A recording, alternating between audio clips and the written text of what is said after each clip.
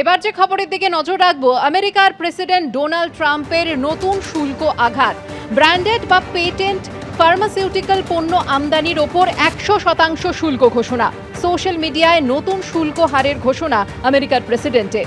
আগামী 1 অক্টোবর থেকে ওষুধের ওপর নতুন শুল্ক লাগু করার ঘোষণা। যতদিন আমেরিকায় ওষুধ তৈরি না করা হচ্ছে ততদিন পর্যন্ত চলবে শুল্ক, ঘোষণা আমেরিকার প্রেসিডেন্ট ডোনাল্ড ট্রাম্পের।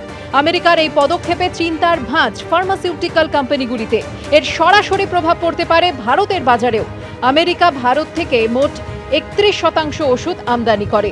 নতুন শুল্ক হারের ফলে দাম বাড়বে ভারতীয় ওষুধের।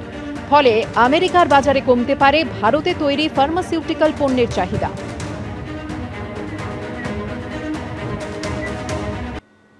আজ কলকাতায় পুজো উদ্বোধন করবেন অমিত শাহ। শুরুতে কথা ছিল 3টে পুজো উদ্বোধন করবেন কেন্দ্রীয় স্বরাষ্ট্রমন্ত্রী, তবে বৃহস্পতিবার তিনি কলকাতায় আসার আগে বদলায় সেই সূচি। জানা যায় 3টে নয় 2টো পুজোর উদ্বোধন করবেন অমিত শাহ। তালিকা থেকে বাদ পড়ে দক্ষিণ কলকাতার সেবক সংঘ। বিধানসভা ভোটের আগে পুজো উদ্বোধনেও কি রাজনীতির টক্কর? একদিকে যখন লাগাতার একের পর এক পুজোর উদ্বোধন করে চলেছেন মমতা বন্দ্যোপাধ্যায়, তখন শুক্রবার এই ভূমিকায় দেখা যাবে অমিত শাহকে। বৃহস্পতিবার রাতেই কলকাতায় কেন্দ্রীয় স্বরাষ্ট্রমন্ত্রী, তবে তার মধ্যেই বদলালো তার সফরসূচি। শুক্রবার 3টে নয় 2টে পুজোর উদ্বোধন করবেন তিনি। কলকাতার হাই প্রোফাইল পুজোগুলির অধিকাংশের সঙ্গেই জড়িয়ে রয়েছেন তৃণমূলের নেতা নেত্রীরা। সেই তুলনায় বিজেপির হাতে রয়েছে গুটি কয়েক পুজো। এই আবহে বৃহস্পতিবার রাতে কলকাতায় পৌঁছানোর পর শুক্রবার অমিত শাহ 3টে পুজোর উদ্বোধন করতে পারেন বলে সূত্রের খবর ছিল। উত্তর কলকাতার সন্তোষ মিত্র স্কোয়ার, সল্টলেকের ইজেডসিসি এবং দক্ষিণ কলকাতার সেবক সংঘ। আমরা ঠিক করেছি উত্তর কলকাতায় একটি, এবং প্রথমে ইজেডসিসি ঠিক ছিল যে উত্তর কলকাতা এবং ইজেডসিসির পুজো তিনি উদ্বোধন করবেন। কিন্তু তারপরে আমরা দক্ষিণ কলকাতার একটি পুজো বাঁচি এই জন্য যে দক্ষিণ কলকাতা মমতা বন্দ্যোপাধ্যায়ের গড় বা মমতা বন্দ্যোপাধ্যায়ের বাড়ি, সেখানে আমাদের বাড়ির ভিতর ঢুকে দাদাগিরি দেখাতে একটু ভালো লাগে আমাদের। কিন্তু রাতে অমিত শাহ কলকাতায় পা রাখার ঠিক আগেই জানা যায় 3টে নয় 2টো পুজোর উদ্বোধন করবেন তিনি। তালিকা থেকে বাদ পড়ে দক্ষিণ কলকাতার সেবক সংঘ। জানানো হয় সন্তোষ মিত্র স্কোয়ার এবং ইজেডসিসির পুজোর উদ্বোধন করবেন অমিত শাহ। মাঝে যাবেন কালীঘাট মন্দিরে। এর আগে বুধবারই কুণাল ঘোষ সোশ্যাল মিডিয়ায় লিখেছিলেন লোকজন হবে না, তাই দক্ষিণ কলকাতায় বাতিল হলো অমিত শাহর পুজো উদ্বোধন। 87 নম্বর ওয়ার্ডে সেবক সঙ্গে 26শে সেপ্টেম্বর চতুর্থীর দুপুরে যাবার কথা ছিল তার। দিল্লি থেকে রাজ্য বিজেপিকে এইমাত্র জানানো হয়েছে তা বাতিল। এই নিয়ে জল্পনা তীব্র হয়। বৃহস্পতিবার শেষ অবধি জানা গেল অমিত শাহর উদ্বোধনের তালিকা থেকে বাদ পড়েছে সেবক সংঘ। দুদিন আগে তারাই বলতেন যে কলকাতা বাংলায় পুজো হয় না। বিজেপির পুজো মানে কি? বিজেপির পুজো মানে একজন তৎকাল বিজেপি তৃণমূল থেকে সবে গেছে, কোথাও দেখবেন একটা হল ভাড়া করছে সল্ট লেকে, তাদের পুজো বলে কিচ্ছু নেই। যে বিজেপির এমপিরা, তাদের এলাকার কোনো পুজোয় যাওয়ার মতো পুজোই নেই অমিত শাহ। কিসের জনসংযোগ এদের, কিসের সংগঠন? পুজোর পর বিজেপি যে এই রাজ্যের বিধানসভা ভোটের জন্য ঝাঁপাতে চলেছে তা কার্যত স্পষ্ট করে নির্দিষ্ট দায়িত্ব দেওয়া হয়েছে ভিন রাজ্যের নেতাদের। পশ্চিমবঙ্গের বিধানসভা নির্বাচনের দায়িত্বে আনা হলো কেন্দ্রীয় বন ও পরিবেশ মন্ত্রী ভূপেন্দ্র যাদবকে। তার ডেপুটি হিসেবে দায়িত্ব দেওয়া হয়েছে ত্রিপুরার প্রাক্তন মুখ্যমন্ত্রী বিপ্লব দেবকে। প্রদেশের নেচার, প্রদেশের ইস্যু সব সম্পর্কেই ভূপেন্দ্র যাদব ওয়াকিবহল। আর তার সাথে সাথে নিজে একজন বাংলাভাষী। ত্রিপুরার মতো রাজ্য সিপিএমের করাল গ্রাস থেকে উদ্ধার করা বিপ্লব দেব এখানে যদি সহপ্রভারী হিসাবে কাজ করে, স্বাভাবিকভাবে আমি মনে করি এতে আমাদের সংগঠন এবং আমাদের নির্বাচন কুশলতা অনেক বেশি বাড়বে। বিপ্লব দেব মুখ্যমন্ত্রী ছিলেন ত্রিপুরার, তাঁকে পুরোটা মুখ্যমন্ত্রিত্ব করতে দেয়নি তো বিজেপি, যে তাঁকে দিয়ে মুখ্যমন্ত্রিত্বটা হচ্ছে না। তো সেই বিপ্লব দেব যাকে মুখ্যমন্ত্রিত্ব থেকে মাঝপথে সরিয়ে দিতে বাধ্য হয়েছে বিজেপি, তাকে পাঠাচ্ছে পশ্চিমবঙ্গকে।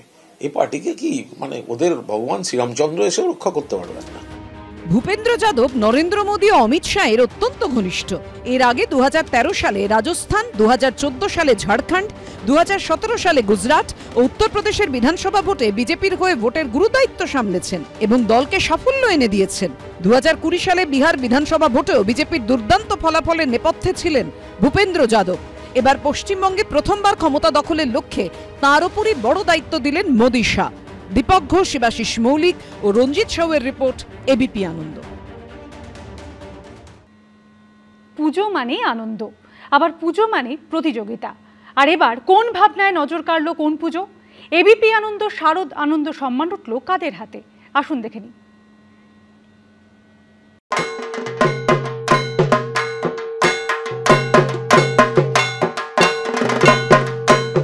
তিথিতে সবে তৃতীয়া, তবে কলকাতাকে এর মধ্যেই গ্রাস করেছে পুজোর আমেজ। মণ্ডপে মণ্ডপে ঠাকুর দেখার ঢল। তার মধ্যে বিভিন্ন ক্ষেত্রে সেরা পুজোগুলোর হাতে উঠল এবিপি আনন্দ শারদ আনন্দ সম্মান।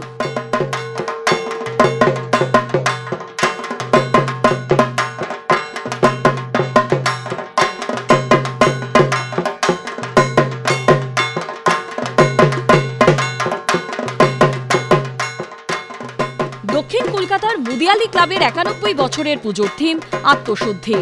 সমস্ত কলুষতা থেকে নিজেকে শুদ্ধ করার প্রক্রিয়া, যা এই সময় একান্ত প্রয়োজন। মাটি ও টেরাকোটার কাজ দিয়ে সাজানো মণ্ডপে ফুটিয়ে তোলা সেই ভাবনা।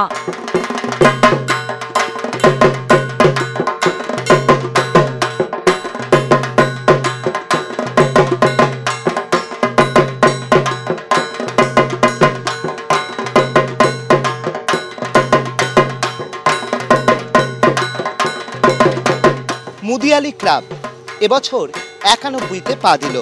তাদের এবছর পুজোর থিম আত্মশুদ্ধি। তমসো মা জ্যোতির্গময়, এই বাণীকে সামনে রেখে শিল্পী বিমান সাহা এই মণ্ডপকে সাজিয়েছেন। মানুষের অন্তরের অন্ধকার সরিয়ে নিজেকে নতুন করে চেনা, সেটাই এই থিমের মাধ্যমে তিনি তুলে ধরেছেন। এখানে আমরা দেখতে পাচ্ছি যে সেইভাবেই মণ্ডপকে সাজানো হয়েছে পোড়া মাটির কাজে। মাটি, সেই মাটিকে পুড়িয়েই পোড়ামাটির বিভিন্ন অলঙ্করণ, আর সেই সমস্ত অলঙ্করণ দিয়েই কিন্তু এই মণ্ডপকে সাজানো হয়েছে। আমরা দেখতে পাচ্ছি যে এই আলোকসজ্জা, সেটাও কিন্তু একটা মেকানিক্যাল ছাপ তাতে রয়েছে, এবং প্রত্যেকটা আলোক স্তম্ভ, সেই আলোক স্তম্ভ, পোড়ামাটির আলোক স্তম্ভ, সেগুলো কিন্তু ঘুরছে। এবছর মুদিয়ালি ক্লাব এবিপি আনন্দের শারদ আনন্দ সম্মান 2025-এর ঐতিহ্য রক্ষায় সেরা পুজোর পুরস্কার পেয়ে যাচ্ছেন।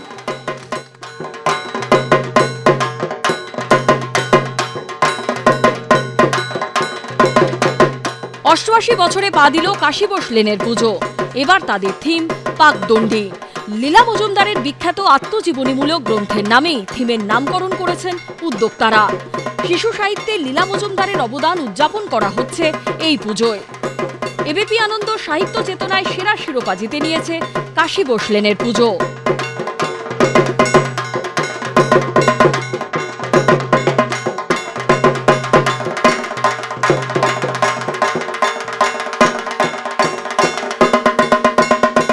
কাশীবোস লেন এবছর তার থিমের নাম দিয়েছিল পাকদণ্ডী। আমি যখন চারপাশ দেখব হচ্ছে গোটা এলাকা জুড়ে লীলা মজুমদারকে উদযাপন করা হয়েছে মণ্ডপ জুড়ে। শিল্পী অনির্বাণ দাস যেভাবে মণ্ডপ ভেবেছেন, লীলা মজুমদারের যে বিভিন্ন শিশু সাহিত্য, সেটাই কিন্তু মণ্ডপের বিভিন্ন অংশ জুড়ে দেখা যাচ্ছে।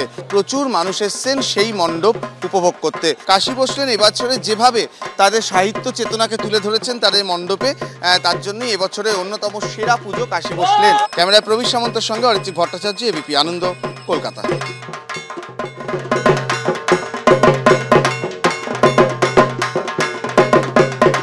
ঠাকুরপুকুর স্টেট ব্যাংক পার্ক সর্বজনীনের থিম প্রত্নকথা।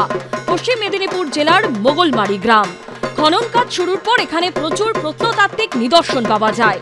সেই মোগলবাড়ির কথা মাথায় রেখেই মণ্ডপ সজ্জা করেছেন শিল্পী। দাঁতনের মোগলবাড়ির প্রত্নতাত্ত্বিক নিদর্শন উদ্ধারের মতো মাটির তলা থেকে উঠে আসছে দুর্গা মূর্তি। এই ভাবনাতেই বাজিমাত। এবিপি আনন্দর প্রত্ন ভাবনায় সেরা শিরোপা জিতে নিয়েছে Thakurpukur SB park. Thakurpukur SB পার্কের 55তম বর্ষে এবারে থিম প্রত্নকথা। মণ্ডপে ঢুকলেই বিভিন্ন প্রত্নতাত্ত্বিক নিদর্শন, ছবি এবং বিভিন্ন ধরনের স্ট্রাকচার দেখা যাচ্ছে। মূলত প্লাস্টার অফ প্যারিস ব্যবহার করেই তারা এই ধরনের নিদর্শনগুলোকে সারা মণ্ডপ জুড়েই সাজিয়ে রেখেছেন। এবং তার সঙ্গে সঙ্গে যেখানে প্রতিমা রয়েছেন সেটা দেখলেই বোঝা যাচ্ছে যে কোনো না কোনো জায়গাতে খনন কাজ চলছে আর সেখান থেকে মা দুর্গাকে আবিষ্কার করা হলো। আর এই যে মণ্ডপ তৈরি করা হয়েছে মূলত পশ্চিম মেদিনীপুরের দাঁতনের, সেখানে মোগলমারিতে যে খনন কাজ চলেছিল সেখানে বৌদ্ধ বিহারের যে আবিষ্কার তাকে মাথায় রেখেই আরও বেশি করে যাতে এই ধরনের কাজের মাধ্যমে নতুন বা পুরনো এক হয়ে যায়, খননের যে কাজের পর প্রত্নতাত্ত্বিক নিদর্শন আরও সামনে আসে, সেই বিষয়টাকেই তারা তুলে ধরতে চেয়েছেন। শারদানন্দ 2025-এ প্রত্নভাবনায় এবারের সেরা এসবি পার্ক। উৎসবে উদযাপনে তৃতীয়াতি জমজমাট পুজো। এবিপি আনন্দ।